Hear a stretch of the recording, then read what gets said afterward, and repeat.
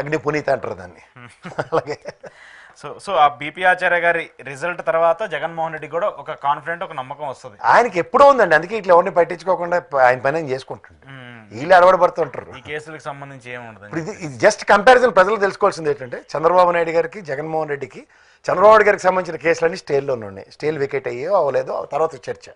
కానీ స్టే కన్నా ఈ కేసుకి నాకు సంబంధం లేదు. నేను వృధానికి హెరిటేజ్ ఈ విధంగా XYZ రీజన్స్తో డబ్బులు సంపాదించవచ్చు. ఎవరైనా సంపాదిస్తారు, కష్టపడింది ఎవరికి డబ్బులు రావు. ఆయన కష్టం అంటే చెప్పాలి కదా.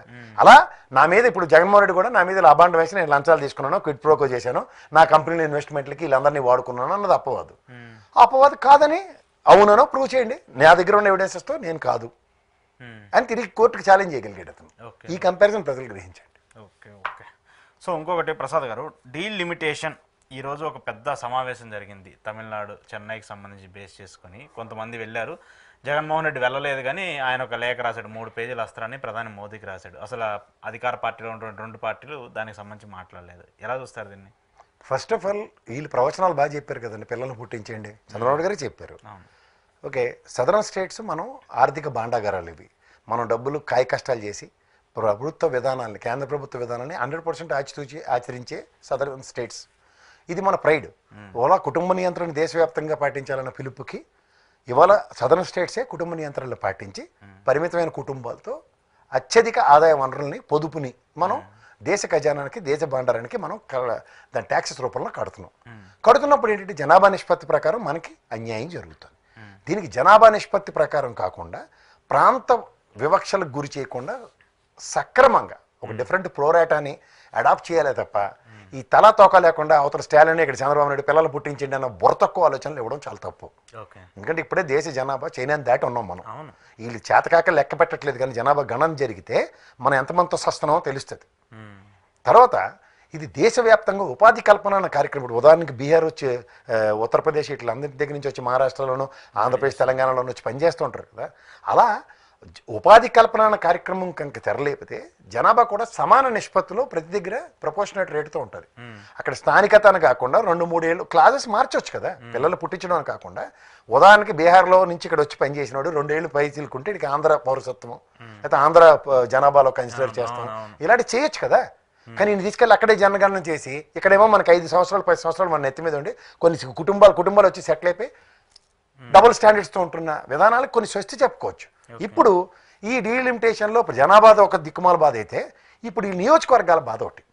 ఇప్పుడు వీళ్ళు సాధారణంగా ఏంటంటే ఉత్తరాదిన ఇప్పుడు యూపీ ఎలక్షన్ అయిపోయిన వెంటనే ఏంటనుకుంటారు, యూపీలో కౌంటింగ్ అయిపోయింది అనుకోండి సార్, అక్కడ 90 సీట్లు ఎన్ని ఉన్నాయి, ఎవడు గెలిస్తే అది ప్రభుత్వం అడిదే అన్నట్టుగా మాట్లాడుతూ ఉంటారు. ఇది కదా. సో అట్లా నెంబర్ ఆఫ్ సీట్స్ ఎక్కడైతే ఎక్కువగా కన్సాలిడేట్ అయి ఉంటాయో దాని ఉపద్రవం మిగిలిన స్టేట్ల మీద జాతీయ విధానంలో ప్రాబ్లం పడుతుంది డెఫినెట్గా. సో ఇక్కడ ప్రోరేటాలో గవర్నమెంట్ ఫార్మేషన్కి తీసుకుంటే ఇప్పుడు ఇంత జనాభాకి 90 సీట్లు ఉన్నాయి, అలాగే ఇంత జనాభాకి ఉదాహరణకి ఆంధ్రప్రదేశ్కి 25 ఉన్నాయి, ఇక్కడ 17 ఉన్నాయి. ఇప్పుడు ఈ 17ని జనాభా ప్రాతిపదిక మీద 90కి ఇది ఒక డబుల్ స్టాండర్డ్ ఇవ్వడమో, లేకపోతే ఇక్కడ నియోజకవర్గాలు పెంచడమో, ఇక్కడ జనాభాని డిస్ట్రిబ్యూట్ చేయడం, ఇలాంటి కార్యక్రమాలకు ఏవో తెరలేపాలి. మీకు అర్థమవుతుందా? ఇది కాకుండా మీరు జనాభాని మీరు పెంచుకోండి అంటే మళ్ళీ మొదటికి వస్తాం కదా. వాళ్ళు తక్కువ, ఆల్రెడీ వాళ్ళకి నియంత్రణ లేదు. నియంత్రణలు పాటించిన వాళ్ళతోనే ఇక్కడ మన సస్తనం ఎలా ఉందో. ఈ ముఖ్యమంత్రులకు ఏంటంటే కాన్వాయ్ ట్రాఫిక్ ల్యాప్ కాదు, మీరు మాతో పాటు సస్తే తెలుస్తుంది ఆ బాధ ఏంటో. మీకు అర్థమవుతుందా? ప్రజలు ఎలా ఉన్నారో వాళ్ళు పడుతున్న ఇబ్బందులు తెలియాలంటే ఇది మొత్తం ట్రాఫిక్ సిగ్నల్ బ్రేక్ చేయకుండా మమ్మల్ని అందరినీ మూలకేసి కాలేసి తొక్కకుండా మాతో పాటు సిగ్నల్కి బుక్కులు ఆడుకుంటూ వెళ్తున్నట్టు వెళ్తే అప్పుడు జనాభా మనకే ఎక్కువ ఉంది, కానీ కేంద్ర ప్రభుత్వం నుంచి ఎంగిలి మెతుకులు రావట్లేదన్న విషయం వీళ్ళకి అర్థమవుతుంది. నీకు అర్థమైందా? సో ఫస్ట్ ఆఫ్ ఆల్ వీళ్ళకి ప్రాథమిక అవగాహన ఏంటంటే ఇప్పుడు రేవంత్ రెడ్డి ఒక ఇనిషియేటివ్ తీసుకుని చక్కగా కొలగనం చేశాడు. రైటో రాంగో కడుపులో తెలుస్తుంది, అమ్మ బాబా వీళ్ళు ఎంతమంది ఉన్నారో బాబు. అలా రామారావు గారు చెప్పినట్టు 6 కోట్లు కాదు, 6 కోట్ల పైచీలకి తెలంగాణలో లోపల ఉంటుంది లెక్క. కానీ పైకి చెప్పకుండా మనం ఇంతనే మనకింతే ఆదాయం వనరు పొగడి కబుర్లు చెప్పుకుంటా కాలక్షేపం చేశారు అనుకోండి, టైం వేస్ట్. మీకు అర్థమవుతుందా? డిస్ప్రపోర్షనేట్ రేట్తో మనకి రావాల్సినవి రావట్లేదు. ప్రపోర్షనేట్ రేట్ అంటే యాక్యురేట్ ఫిగర్స్ మీరు ఫస్ట్ స్టేట్ కణంలో బాబు మాకు కొలగండి, సమైక్య రాష్ట్రంలో ఉన్న జనాభా మా దగ్గర ఉన్నారు 5 పైన 6 పైన, ఏటి బాధ మాకు ఈ లెక్కలు సరిపోవట్లేదు ఇది అన్నది స్టేట్ విధానంలో ఫెడరల్ సిస్టంలో గలాలు ఖచ్చితంగా వినబడగలగాలి. స్టాలిన్ ఇనిషియేషన్కి ఆంధ్రప్రదేశ్ నుంచి వెళ్ళకపోవడం సిగ్గుచెట్టు. వీళ్ళకి ఏంటంటే స్టాలిన్ రేవంత్ రెడ్డి వెళ్ళారంటే ఇలా ఎన్డీఏ కూటమి అనుకుంటారని ఆయన క్షమించడని ఈ భయం ఈ పిరికితనంతో రాష్ట్ర ప్రయోజనాల పరిరక్షణ కాకుండా పణంగా పెట్టడం అంటారు దీన్ని. సరే తెలంగాణ సంవేర్ బెటర్ ఇంకా పోయారు. కేటీఆర్ పోయాడు, అక్కడికి రేవంత్ రెడ్డి పోయాడు, చక్కగా పోయారు.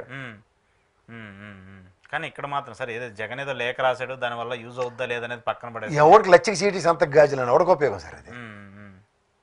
ఇప్పుడు వడ్డించేవాడు మనోడైతే ఏడకొచ్చినా మన బూరు వస్తుంది. ఆ వడ్డించేవాడు మోడీయే ఎవరికి ఇవ్వట్లేదు బాబు సదరన్ స్టేట్లో నాలుమొత్తుకుంటుంటే ఈయనకి అదేదో ప్రేమ లేక ఉన్నట్టు రాస్తే 11 సీట్లకు పరిమితం చేయిపోయింది కదా. అట్లా అంటారా? మీకు అర్థమవుతుందా? అవన్నీ ఉచిత టపాచిపుత్ర కబుర్లు అంటారు. అట్లని టైం వేస్ట్ ఇవి. ఇవాళ ఆంధ్రప్రదేశ్ రాష్ట్రంలో ఉన్న పార్టీలు ఎవడైనా బీజేపీ ప్రాపకం కోసం చూడకుండా స్వతంత్ర ప్రతిపత్తితో ప్రాంతీయ పార్టీ మాది, నా ప్రాంత పరిరక్షణని తమిళనాడు తర డిఎంకే ఏడిఎంకేలో నిలబడగలిగితే అప్పుడు మాట్లాడండి. అది పర్మనెంట్ సొల్యూషన్. ఆంధ్రప్రదేశ్లో రాజకీయాలు, కులాలు, అధికారం ఈ 3 వ్యవస్థలే తిరుగుతూ ఉంటాయి ఎప్పుడు. ఈ కులాలు, రాజకీయం అన్నిటికన్నా అధికారమే పరమావధిగా ప్రవర్తిస్తుంటారు. ఇంకంతే, అధికారమే పరమావధి అన్న దరిద్రానికి రాష్ట్ర ప్రయోజనాలు ఎప్పుడు పరిరక్షించబడతాయి. ఇంకా ఆంధ్రప్రదేశ్ ఇంకా ఈ తరుణంలో ఇంకా అది బాగుపడే పరిస్థితి. అంటే అఫ్కోర్స్ స్టాలిన్ గారు మీటింగ్కి వెళ్ళి కూడా ఉద్ధరించి ఊళ్ళేళ్ళింది, చచ్చింది ఏం లేదు. At least southern state southern states voice national మీడియాలో ఒకసారి గట్టిగా అందరూ వెళ్ళారు బాబు, అన్ని రాష్ట్రాల నుంచి ప్రతినిధులు వచ్చారు అన్నది ఫస్ట్ పాయింట్ అవుతుంది. వాళ్ళకు కూడా ఒక ఐడియా కాదన్నా మీరు చూసుకుంటే డిప్యూటీ చీఫ్ మినిస్టర్ హోదాలో డీకే శివకుమార్ లేడు. ఆయన కురియన్ గారు ఆయన వచ్చారు. కురియనే కదా, విజయన్ గారు వచ్చారు Kerala chief minister. DK Stalin గారు అలాగే చీఫ్ మినిస్టర్. మన రేవంత్ రెడ్డి గారు వెళ్ళారు. అక్కడి నుంచి అట్లీస్ట్ ప్రెజెన్స్ అన్నా ఉంటే బాగుంటుంది. అట్లీస్ట్ సదరన్ స్టేట్ లో డిసెంట్ తెలియజేస్తున్నాం. వీళ్ళందరూ అచ్చని పచ్చపూసలో కూర్చుని ఉన్నారు. ఇక్కడ మనకు దొరికేది మాత్రం పెద్ద ఆఘాతం బీజేపీ నుంచి. ఆంధ్రప్రదేశ్కి బీజేపీ ఎప్పుడు మొండి చేయి చూపిస్తుంది. తెలంగాణకేనండి. కేసీఆర్కి ఏమి సుఖంగా ఏం లేదు. ఏదో వెనక నుంచి భజన చేసినంతకాలం ఆగారు. ఎప్పుడైతే రైతుల ఉద్యమం అని బయటకు వచ్చాడో కర్రు కాల్చి ఇంట్లో కూర్చోబెట్టారు ప్రభుత్వం రానివ్వకుండా. ఇంకా తెలంగాణలో ఆయనకంటూ బ్రాండ్ ఉంది కాబట్టి